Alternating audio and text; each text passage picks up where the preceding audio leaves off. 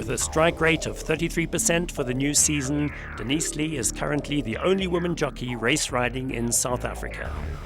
In the final year of her apprenticeship, Denise continues to bring home a steady stream of winners. And not without some surprises. On Wednesday, the 4th of September, in the heavy going at Kenilworth, Denise brought home the rank outsider Emperor's Forest, paying 83 Rand 50 for a win on the tote. In front, Captain Ray. Empress Forest flying up, and Empress Forest gets up. Empress Forest beats Captain Ray, Epicenter and Blaze of Noon. Although many may have been caught flat-footed by the outsider's win, Denise knows her horses and gave Empress Forest a patient and confident ride, storming to victory with a late burst from well off the pace. At the moment, my immediate goal is to continue the consistency with my rides and just pick up my stocks with the winners and be more successful, finish my apprenticeship this year and just be successful for this year. For any young woman, a career as a jockey in South Africa is a difficult and courageous choice. But there was a time, not too long ago, when it was not even an option, when women were refused entry to the Jockey Academy of South Africa. One of the first courageous women to effectively break down the door and get women jockeys accepted in South Africa was Lisa Prestwood. On debut, Lisa rode 2 winners from 3 rides and in 2003 took 2 Grade 1 features back-to-back within the space of a couple of weeks. And it's going to be number 6, Jordova, Lisa Prestwood. Riding at the top of her game, Lisa Prestwood had truly shown that she had what it takes to compete with the best. But in the thoroughbred horse racing industry, the highs are high and the lows extremely low, perhaps more so in particular for the jockey. It's a sporting profession that demands passion, tenacity, dedication and enormous courage. The risks, put out of mind, are well understood by all, accepted as an unspoken everyday part of the territory. On Sunday, 4th of August this year, the Australian racing fraternity mourned the tragic loss of jockey Simone Montgomery. Riding in the 6th race on Darwin Cup Day, 26-year-old Simone Montgomery was thrown by her mount, rear grand 150 metres from the finish. Simone never survived the fall. In shock and mourning on Darwin's biggest race day, a unanimous decision by all concerned cancelled the 3 remaining races, including the Darwin Cup. For Lisa Prestwood, although her setback was not fatal, tragedy too struck when least expected, in her prime, putting an end to a sparkling career.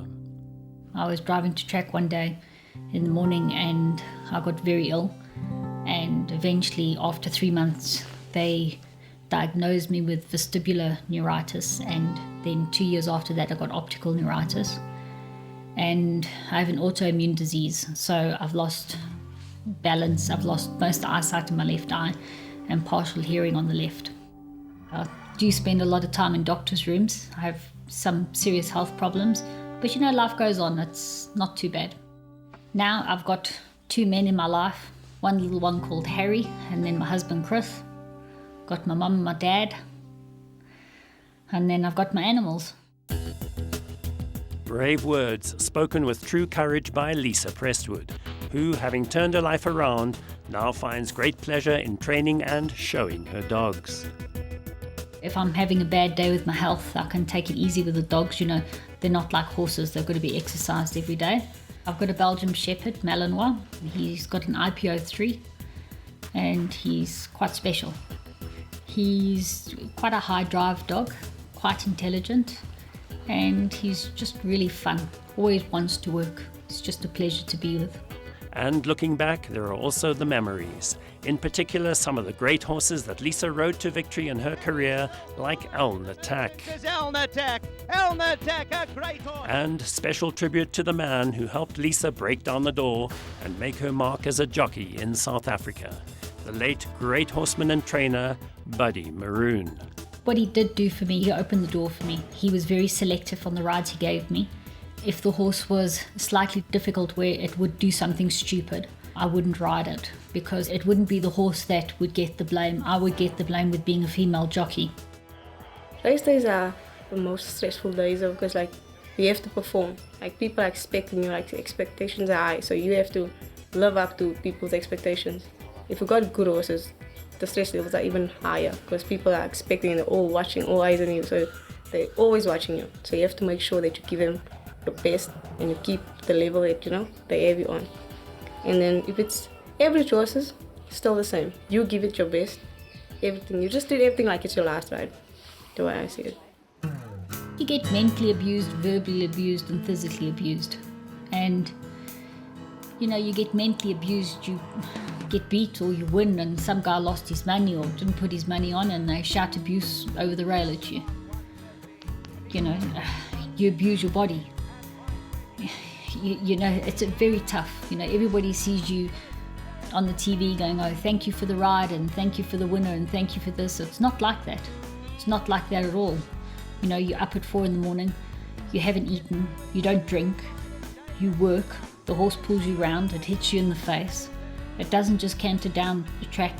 It's tough. And it's tough for female or male. It's tough. It's not easy. Like, if I ride for Mr. Ambi, Mr. Puller, Mr. Sheehan, and all, you know, the smaller guys, I respect their horses because, like, you know, they try harder, they don't have that much horses, so I have to do my best. So the pressure's super on because I want to show them that I want to help them out. I want to do good for them. And Perro Valiente will end up winning it by a length. Because I'm a girl, like, I'm not as strong, physically strong as the other guys. So, like, I'll get the horses that are more edgy or, you know, but stressed out. So I'll chill them out and relax. And on nominations day, there's a sheet you print out. All the trainers you ride for, you phone them and you ask them for certain horses that you think would suit you or it's appropriate for you to ride. And then they'll, like, from there on, they'll tell you, see what the owner has to say, and then they'll come back to you. Others will just say, okay, it's fine, you can ride those. Because, like, it's a constant communication thing about horses here.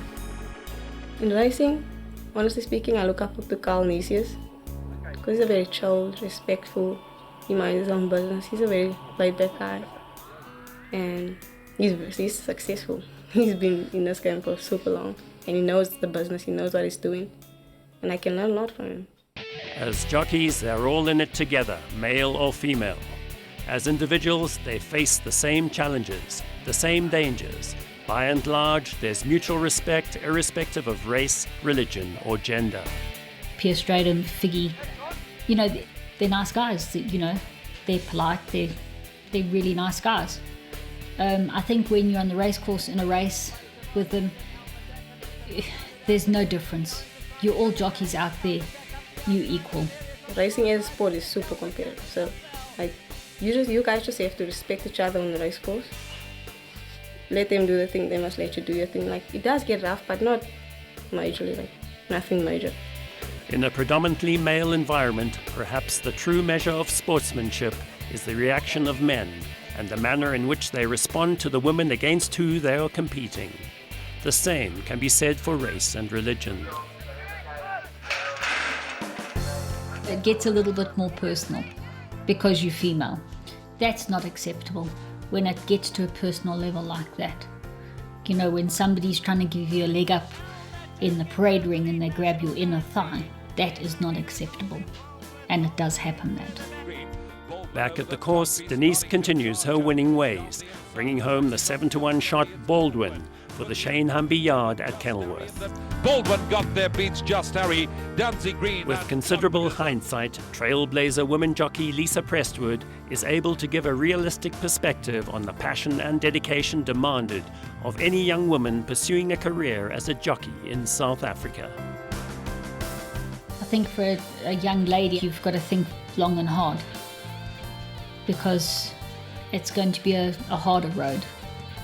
You know, you're going to have to wait probably a little bit longer for the breaks, and that's if you're ever going to get them. As a jockey, I first want to, you know, have a stable life, keep riding, don't slack down and give up and be a sissy and a weakling, whatever. And then I think it's every year or every 2 years, there's a race where there's females from all over the world that race against each other. And it's like one of the only things I want to ride in. I don't care about Durban, July, and whatever. I want to go for that race. Demonstrating all the courage and skill that it takes, with her eye on the ultimate prize of riding for the women's team in the Shergar Cup at Ascot, We wish Denise Lee every success in achieving her goals and dreams.